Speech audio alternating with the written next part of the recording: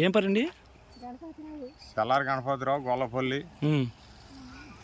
యాంపడ అగ్రహారానికి వచ్చారండి. మీరు ఆ సంగతి మాకు ఇతనికి న్యాయం చేస్తారని. న్యాయం చేయాలంటే మామూలుగా మాకు 4 ఎకరాల పొలం ఉందండి. మాకు ఆ పొలాన్ని న్యాయం చేసి పెట్టండి. మీ ఎటువంటి ఇబ్బంది పడుతున్నారు? బాగా ఇబ్బందులు పెడుతున్నారండి. ఎవరు? దేవస్థానం. ఏ ఊరు మీది? గొల్లపల్లి అండి. మీ పేరు? మా పేరు గణపతిరావు అండి. ప్రధానంగా కోరుకునేది మీరు ఏం కోరుకుంటున్నారు రాష్ట్ర ప్రభుత్వాన్ని? మాకు ఏదైనా హక్కు కలిపిమని కోరుకుంటున్నామండి. ఆ హక్కు అనేది వస్తే మాకు కూడా ఇబ్బంది లేకుండా పోద్దండి.